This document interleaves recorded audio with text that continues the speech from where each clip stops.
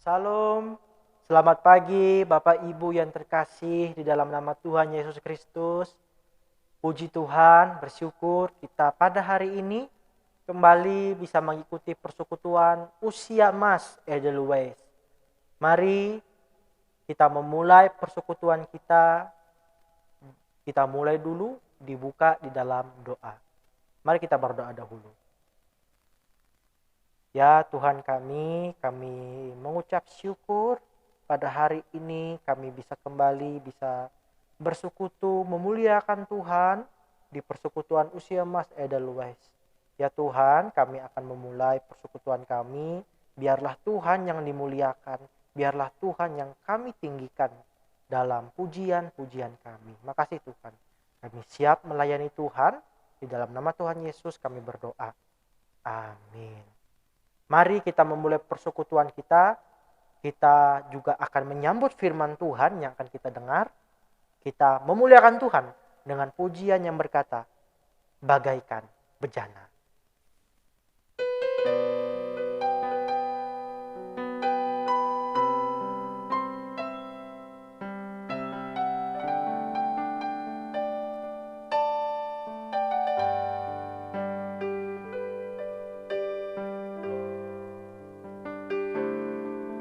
Bagaikan bejana siap dibantu, inilah hidupku di tanganmu, dengan urapan kuasa rohmu, ku dibaharui selalu.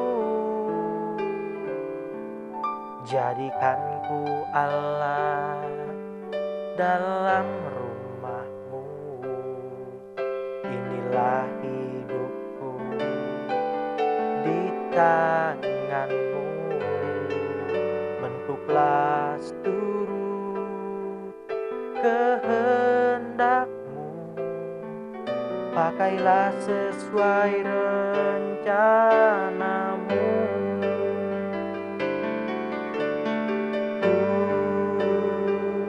Mau seperti-Mu Yesus, disempurnakan selalu dalam segenap jalanku, memuliakan nama-Mu.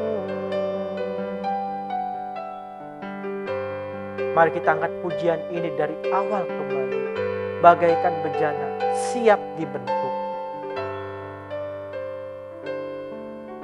Bagaikan bejana siap dibantu, demikian hidupku di tanganmu, dengan urapan kuasa rohmu, ku dibaharui selalu.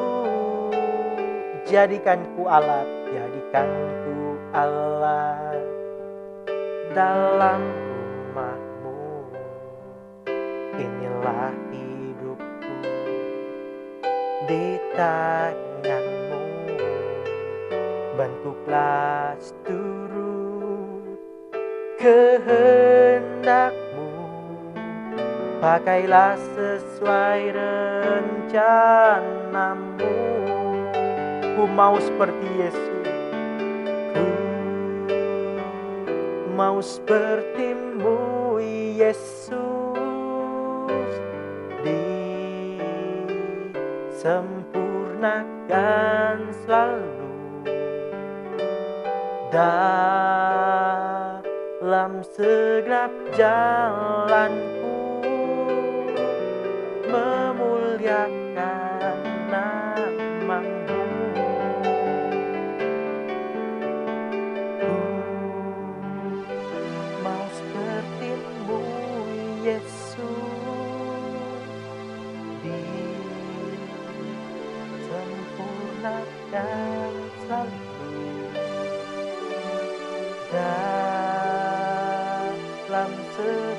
jalanku, memuliakan namamu, memuliakan namamu.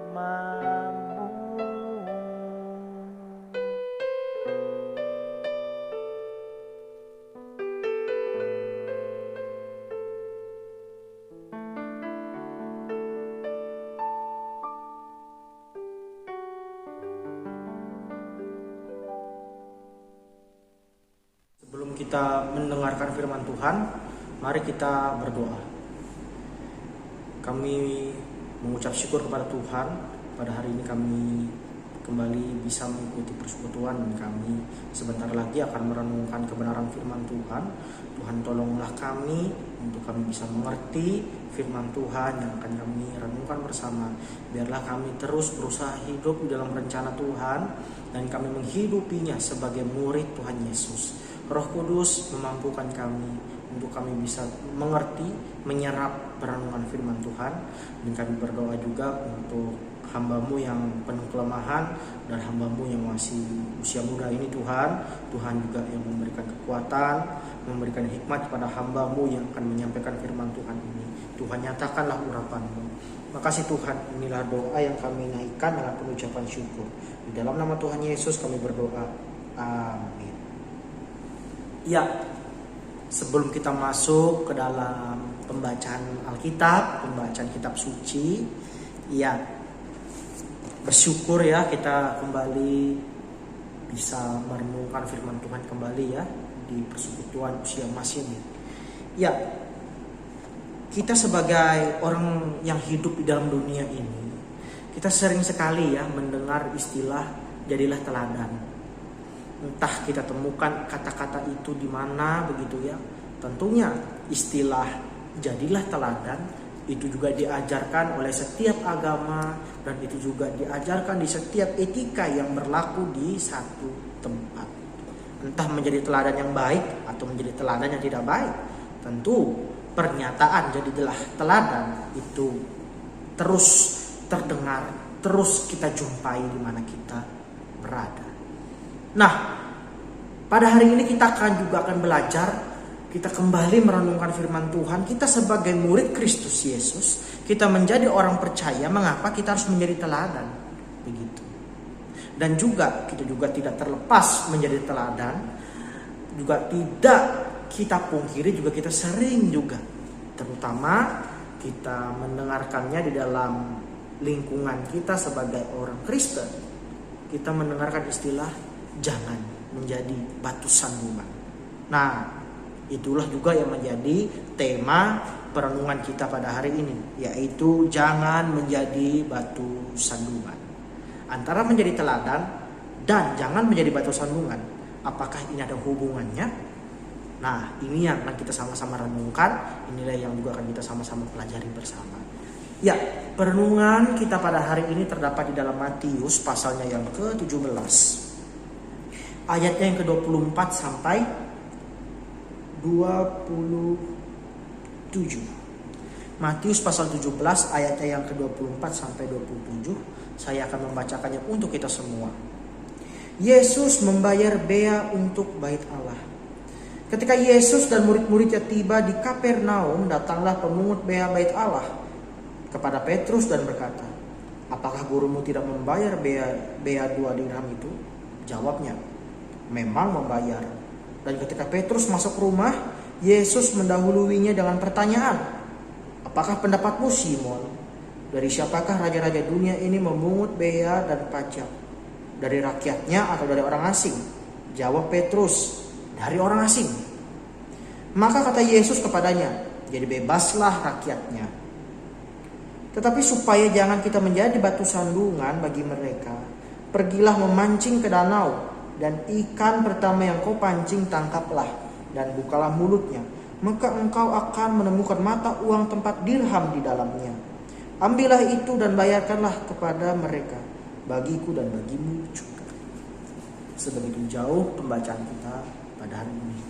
Ya, kita perlu memperhatikan kondisi di mana Yesus yang adalah Tuhan tetapi juga dia datang ke dunia mengambil kodrat manusia. Jadi dia adalah Allah yang hadir langsung di dalam kehidupan manusia. Dia adalah Allah yang hadir secara langsung di dalam sejarah umat manusia. Itulah Yesus. Dialah Yesus. Yesus yang hidup di tengah-tengah muridnya pada waktu itu. Jadi ketika Yesus di dalam kemanusiaannya dia hidup bersama dengan murid-muridnya dan orang sekitarnya. Dia tinggal di Israel, dia melakukan misinya sebagai penyelamat manusia dari dosa. Dia sebagai Mesias raja, Mesias sebagai imam, Mesias sebagai nabi.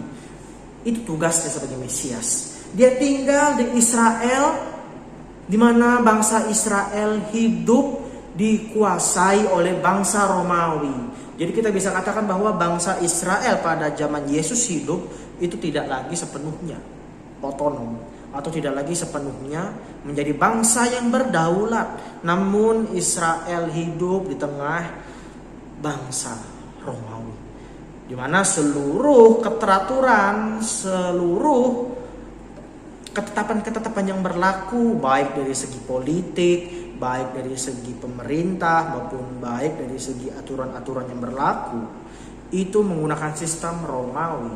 Maka dari itu yang menjadi pemimpin pada waktu itu adalah kaisar, dan yang mengatur daerah-daerah yang ada di Israel itu adalah raja-raja yang ada pada waktu itu.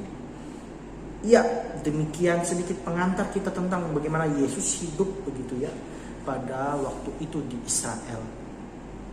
Jadi Yesus di sini bersama dengan muridnya ya. Dengan murid-muridnya kita bisa melihat interaksi Yesus yang ditampilkan oleh kitab Matius. Yesus berinteraksi dengan Matius dan juga berinteraksi dengan pemungut bea cukai gitu. Kita bisa melihat bahwa Petrus di sini berinteraksi dengan pemungut bea cukai begitu ya, bahwa pemungut bea cukai ini menanyakan apakah gurumu ini atau Yesus Kristus ini juga akan membayar pajak, membayar bea cukainya. Petrus menjawab tentu ya dia akan membayar. Ya Yesus tentu akan membayar begitu ya. Nah, tentang pajak pada waktu itu ya tentunya di mana bangsa ini, bangsa Israel hidup di dalam kekuasaan bangsa Romawi, tentunya pajak ini akan diteruskan kepada bangsa Romawi, akan dipakai untuk keperluan bangsa Romawi. Tetapi kalau kita mau lihat secara sempit begitu ya, bahwa perikop dari teks ini Yesus membayar bersama juga dengan murid-muridnya, membayar pajak untuk bait Allah. Nah, membayar pajak untuk bait Allah. Nah, ini maksudnya yang bagaimana? Apakah tujuannya membayar pajak untuk bait Allah?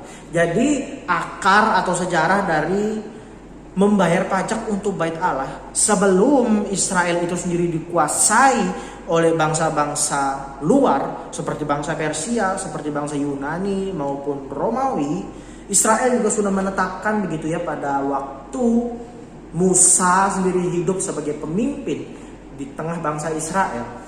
Israel juga sendiri melakukan ketetapan yang berlaku bagi rakyatnya, bagi masyarakatnya, yaitu bahwa setiap orang yang terdaftar pada waktu itu juga diwajibkan untuk membayar pajak untuk bait Allah. Tentunya pajak yang dikumpulkan atau istilahnya membayar iuran kepada bait Allah pada zaman Israel sebelum dijajah oleh bangsa Romawi jauh-jauh pada zaman waktu itu.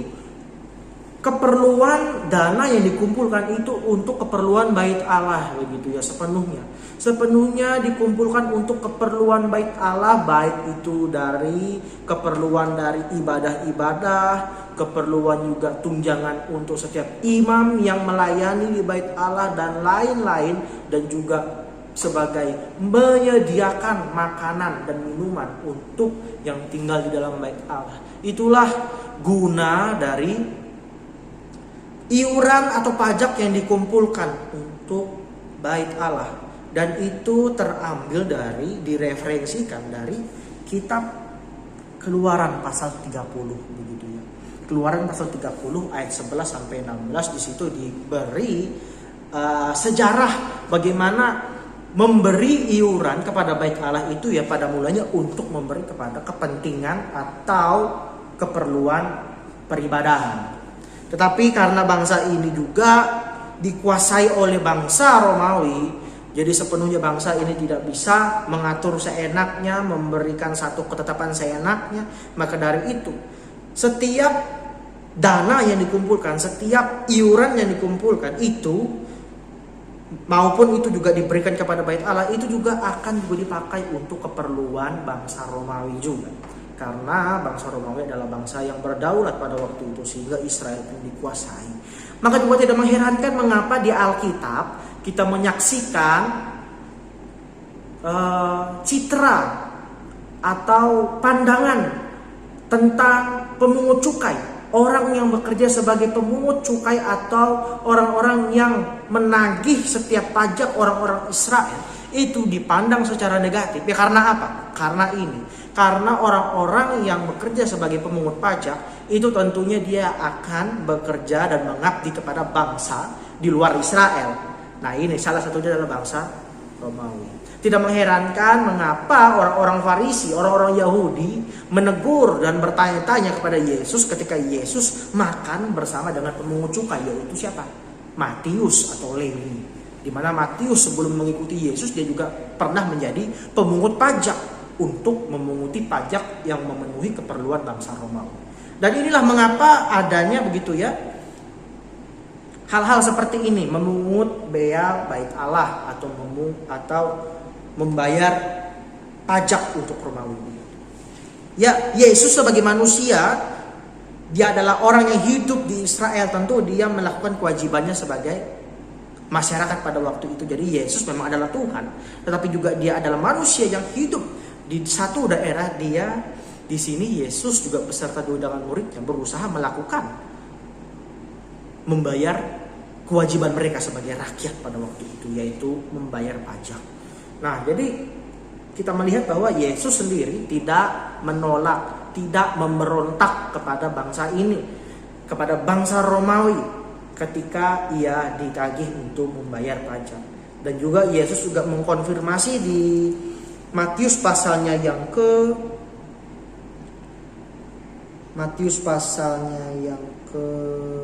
saya akan lihat dulu ya.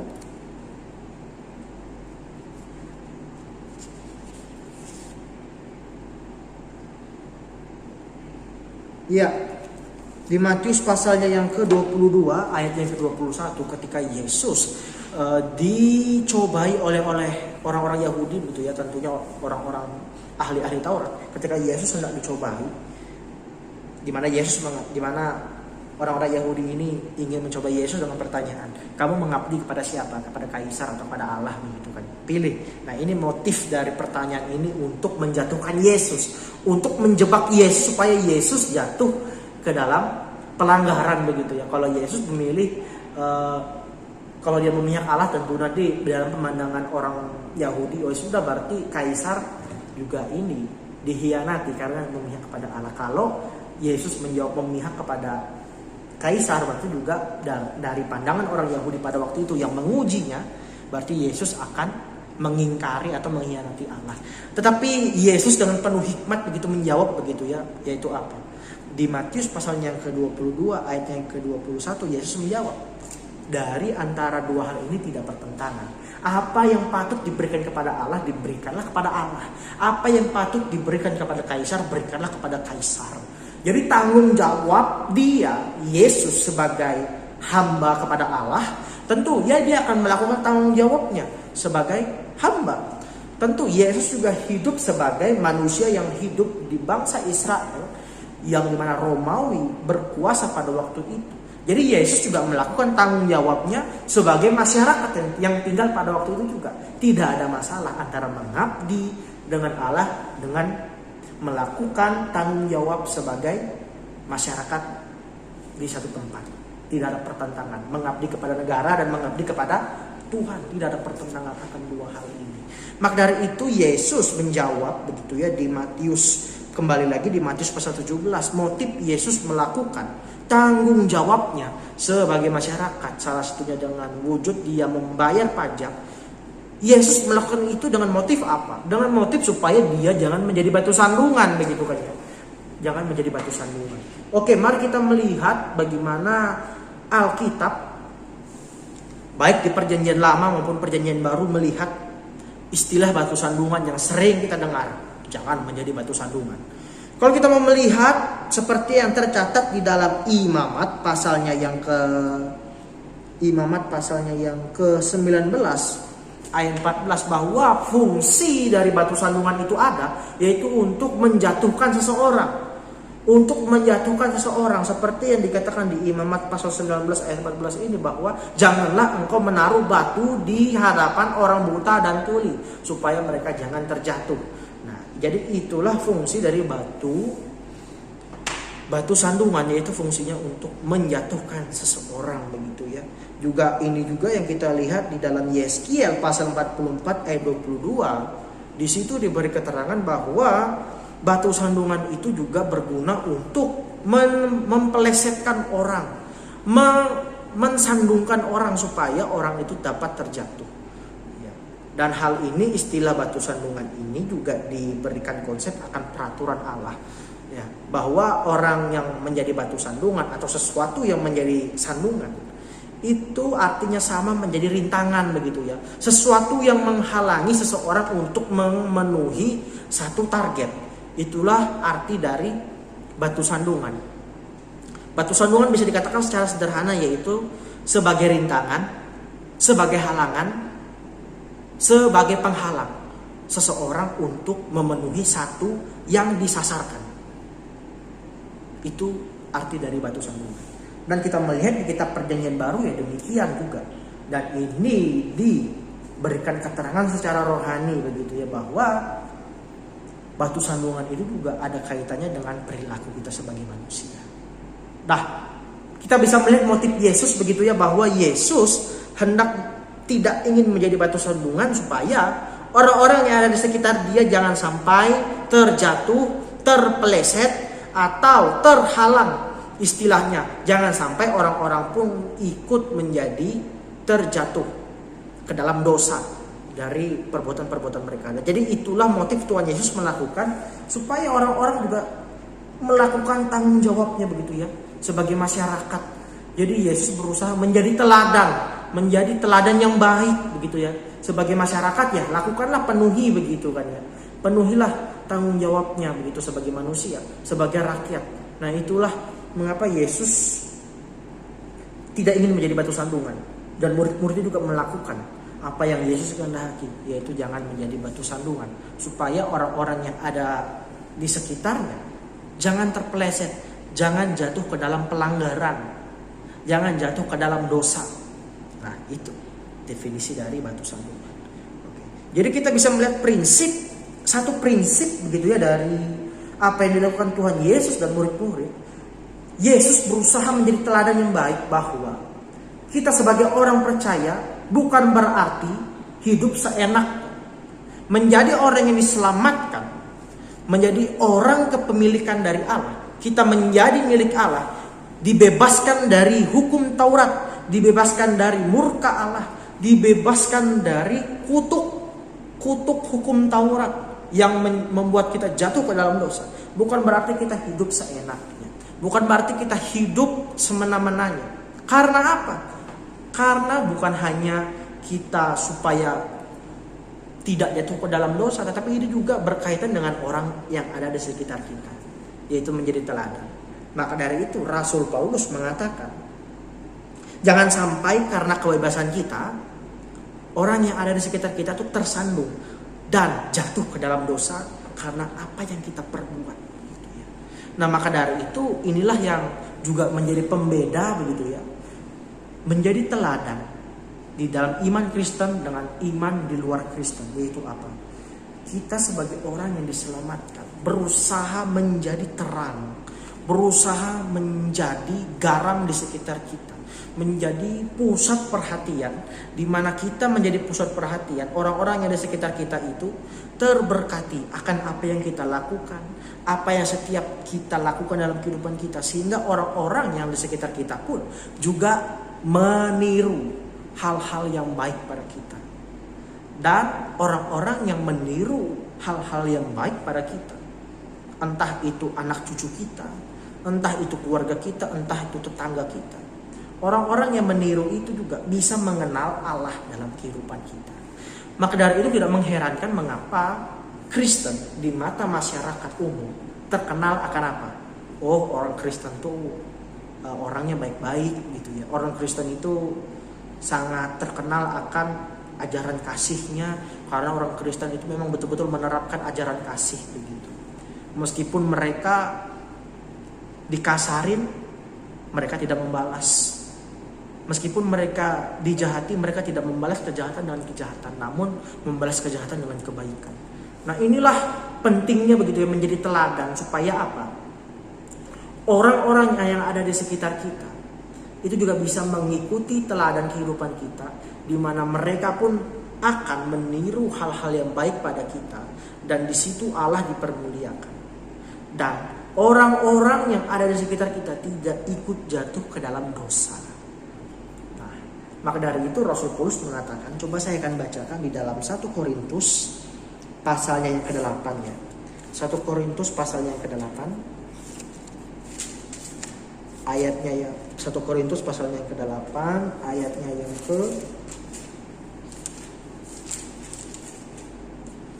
ke-9 sampai 13 ya. Coba saya akan bacakan untuk kita semua. Tetapi jagalah supaya kebebasanmu, saya ulangi, tetapi jagalah supaya kebebasanmu ini jangan menjadi batu sandungan bagi mereka yang lemah. Karena apabila orang melihat engkau yang mempunyai pengetahuan sedang duduk makan di dalam kuil berhala, bukankah orang yang lemah hati nuraninya yang lemah hati nuraninya itu dikuatkan untuk makan daging persembahan berhala?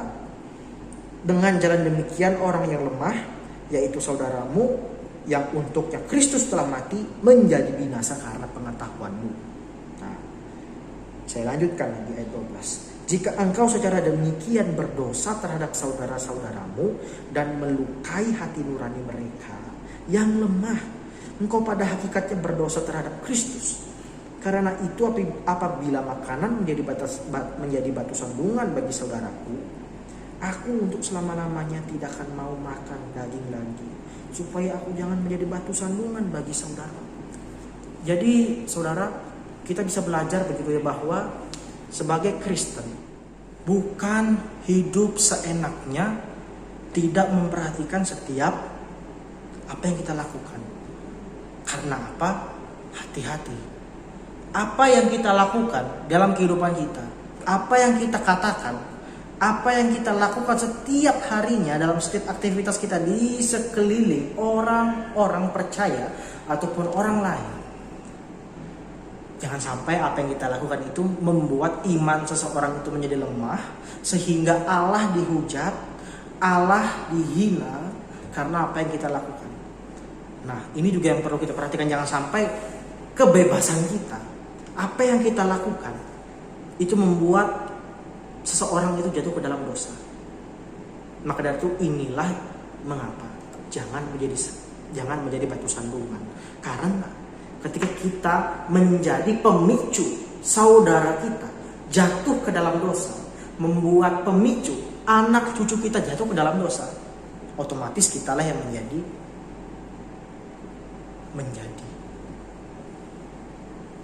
pelopor seseorang itu jatuh dalam dosa. Otomatis pun kita juga kena imbasnya. Maka dari itu Paulus mengatakan, jika makan itu membuat iman saudaraku menjadi lemah, lebih baik aku tidak makan sekalipun selama-lamanya. Nah, saudaraku yang terkasih, Bapak Ibu yang dikasihi Allah, mari kita sebagai orang tua di dalam kehidupan kita, di dalam keluarga maupun di dalam satu komunitas kita atau dimanapun kita berada, mari kita menjadi teladan. Bukan hanya sekedar menjadi pribadi yang baik, tetapi kita terus memperhatikan kehidupan kita. Jangan sampai dalam kehidupan kita menjadi pemicu seseorang itu jatuh ke dalam dosa. Tetapi marilah kita sebagai terang dan garam dalam kehidupan kita membuat seseorang menjadi terberkati. Kita menjadi pemicu seseorang itu berusaha hidup di dalam persekutuan kepada Tuhan, berusaha hidup, berjuang, mengejar kekudusan itu. Nah, saudara, Bapak Ibu yang terkasih, jangan menjadi batu sandungan. Inilah yang membedakan kita, orang-orang yang tidak beriman kepada Yesus, dengan orang yang beriman dengan Yesus. Karena kehidupan kita dituntut untuk menjadi teladan. Sama seperti Yesus yang menjadi teladan. Ketika kita menjadi teladan, Allah dinyatakan dalam kehidupan kita. Dan kita pun menjadi pelopor, menjadi pemicu seseorang menjadi pribadi yang lebih baik. Demikian perenungan yang kita renungkan pada hari ini.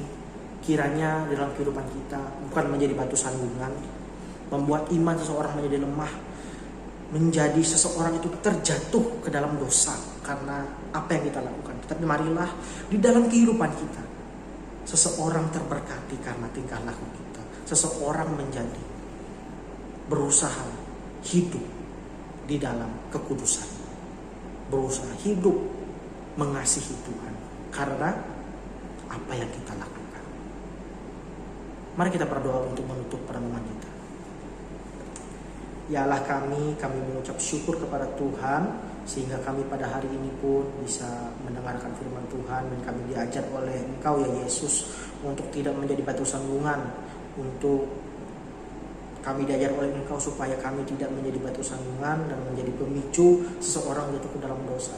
Tetapi biarlah kami ya Tuhan menjadi dampak yang baik bagi sesama kami manusia, sesama orang percaya dan orang di sekitar kami Tuhan, di mana Kristus dikenal, Kristus dimuliakan dalam kehidupan kami.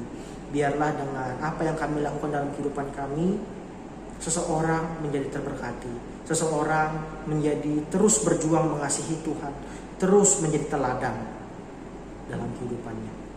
Makasih Tuhan, jadikanlah kami selalu menjadi teladan Kristus.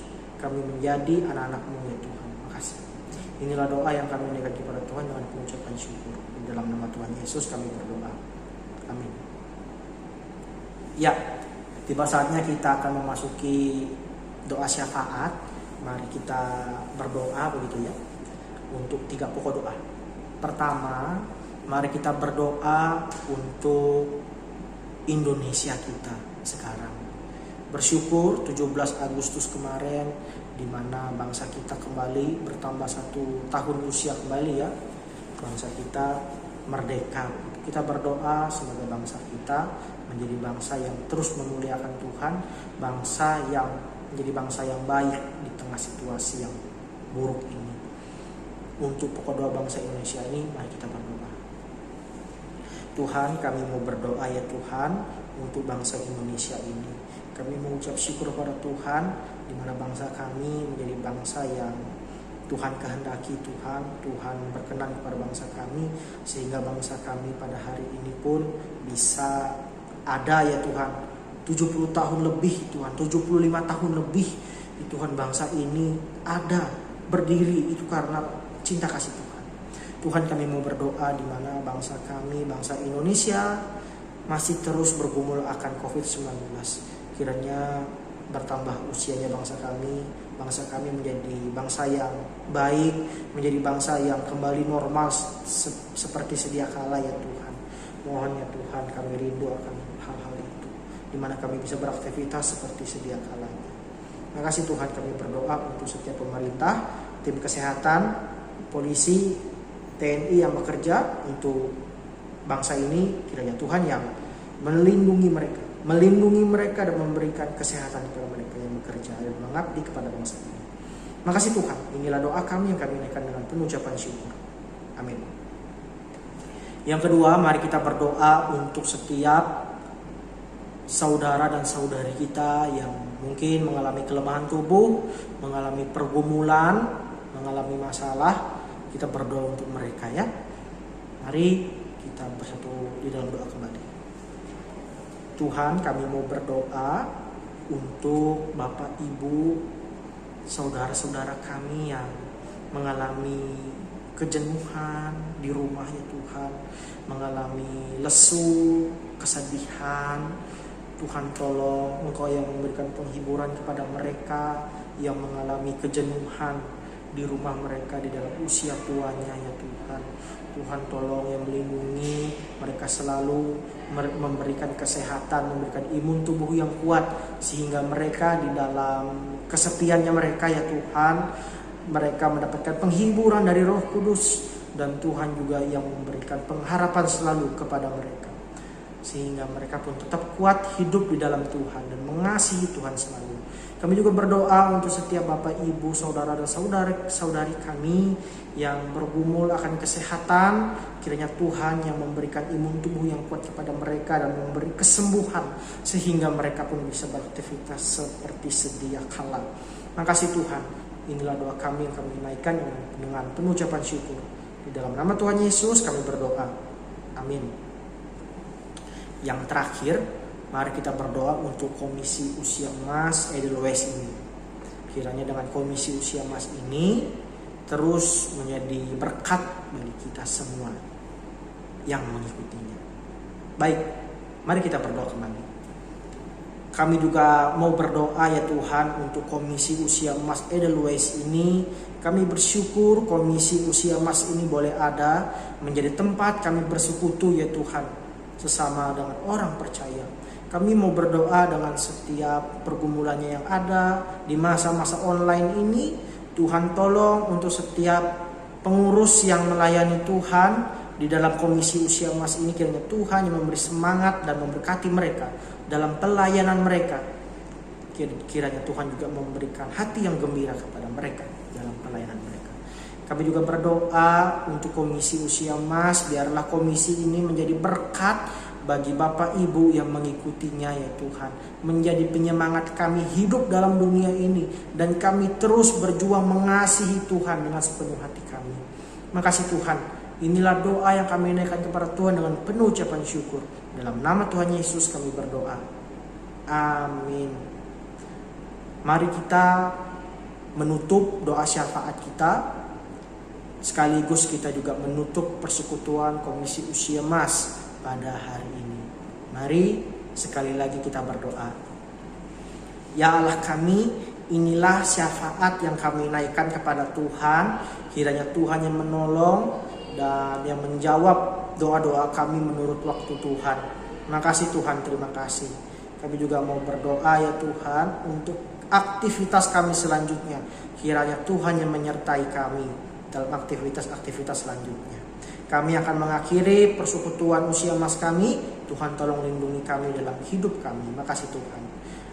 Terima kasih. Kami mengucap syukur dengan berlimpah-limpah kepada Allah kami yang terus memelihara hati dan pikiran kami dalam Kristus Yesus. Inilah doa kami yang kami naikkan. Amin. Persekutuan selesai. Tuhan Yesus memberkati kita semua.